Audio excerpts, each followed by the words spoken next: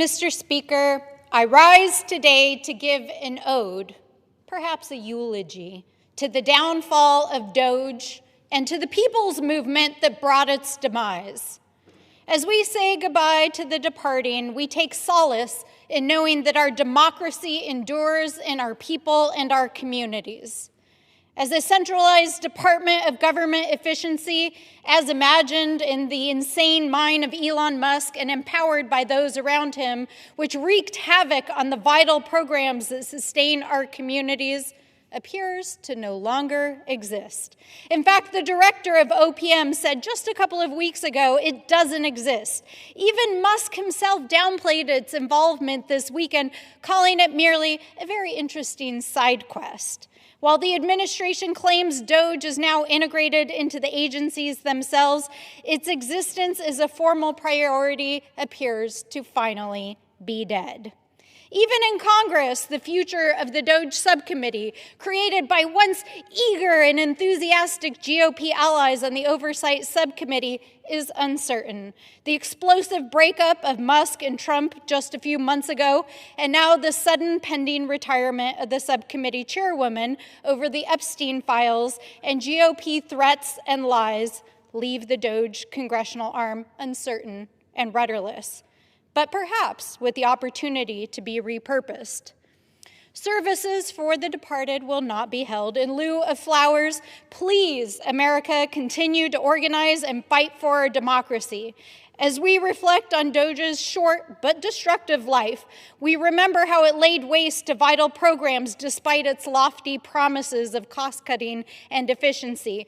Unfettered by the rule of law and driven by unchecked hubris, Doge unleashed chaos, illegally dismantled agencies, conducted mass firings, canceled contracts, and mined your sensitive data of millions of American people. And the speed with which Doge brought destruction to life-saving agencies was matched only by the ferocity of the public outcry.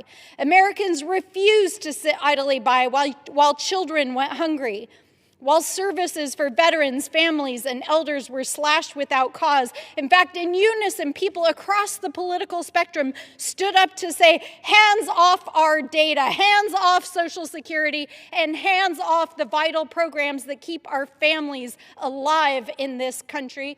And they showed Elon Musk the door. Millions marched, attended town halls, wrote letters, made calls, and demanded that Congress stop Doge's disastrous work. And when the hypocrisy of this so-called efficiency agency was exposed in the president's big, ugly bill, even Trump and Musk split up, and ultimately the chairwoman herself announced her departure from this body in the wake of broken promises and threats by the administration. The administration, while claiming to pursue savings, was cutting services for the most vulnerable, not to reduce the debt, but ultimately, as has been shown, to fund tax breaks and giveaways to billionaires and those with the most. Even in its final moments, Doge found comfort in self-dealing and everyday grift. As it dismantled agencies and fired workers, it seized opportunities to privatize public assets and laid the groundwork for billions in private contracts and self-dealing for the ages. But despite the Trump administration's claims that Doge is still alive, and even its own X page dismissing the news as fake, we all know the truth. Doge, as the grifting scam it was imagined, is dead, and its demise is a victory for the American people. Not only is its formal office gone, but its downfall demonstrated the strength of our unity. Americans rejected Doge because they recognize a dirty deal when they see one. Now, let us be clear, we want to address the national debt, root out waste, fraud, and abuse, and build a government and programs that can serve everyone.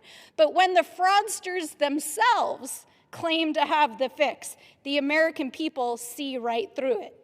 So yet, Doge's end does not mark the end of its work.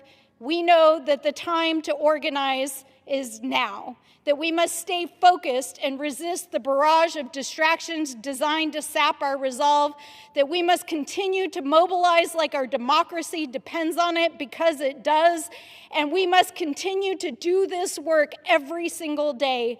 This is not a time for despair, it is a time for action, because the American people are strong, we are resilient, and we are ready for the fight ahead. I yield back.